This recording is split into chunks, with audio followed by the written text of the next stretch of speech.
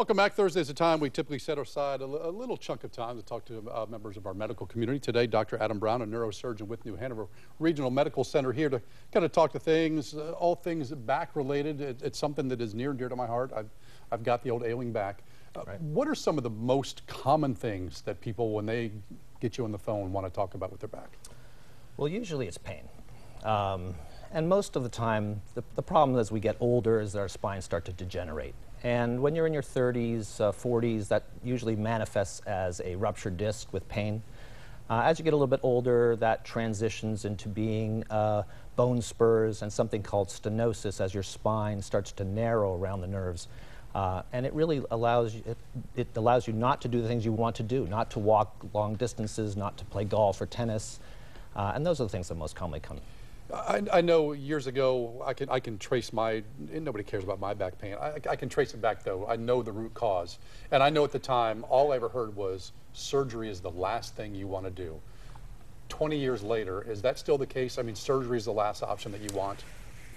Usually, that is the truth, yes. Surgery would be the last. There are a few exceptions to that. We like to start with medical management. Even though I'm a surgeon, I start with medical management. And I call it medical management, not conservative management, because sometimes conservative management is surgery, depending on the situation. But in general, yes, rest, physical therapy, medications, maybe even injections. But sometimes if those things aren't working, then surgery is the way to go. The exception to that would be someone who's in excruciating pain and just can't move. They may need surgery earlier. Or if you have weakness, if you have a foot drop, if you have the inability of bring your arm up because a nerve is being pinched, then surgery would be done sooner rather than later. How far have we come? I mean, since, again, I injured mine in 1994.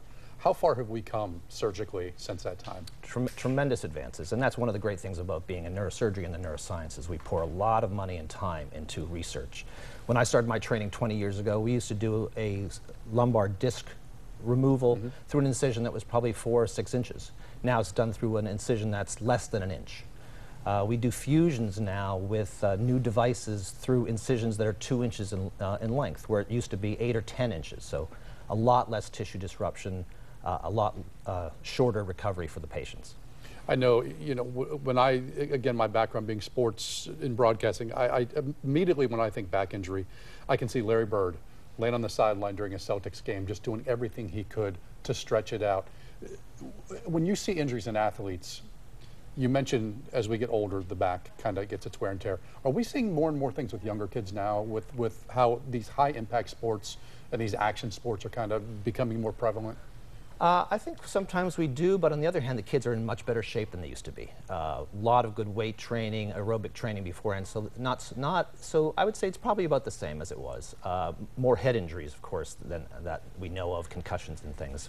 But really, it's the older people that are getting into issue. We're living longer, the spine is degenerating, and so I see a huge number of older people who just can't be as active as they want to be. At what point do you need to get someone on the phone? At what point do you really, I need to see a doctor about this? When you can't do the things that you want to do on a daily basis because of pain, it's time to see a doctor. If I were to hurt, say, you know, doing leaves, we talking 2 days after, 3 days after? Well, in that instance, you probably want to talk to your regular medical physician because the treatment is going to be rest, some anti-inflammatories. If that doesn't work, then progress to physical therapy, and ultimately, if that doesn't work, then surgery. Yeah. Again, 2 people I know, and they swear by the surgery they had. They said it was, they literally walked out, you know, different men after the fact.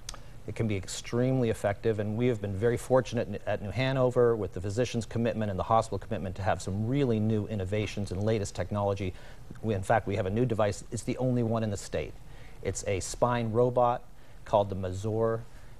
It's an Israeli product that has really revolutionized how we put screws into the spine by giving us a detailed GPS of your spine, which allows us to put screws into your spine at a predetermined location. It's a tremendous advance, and we're lucky to have the only one in the state. I was gonna say, right here in our backyard, I always say, I mean, we have one of the best facilities, not just in the state, in the Southeast. Doctor, I appreciate the time this morning. Pleasure. Thank you very much. Again, let's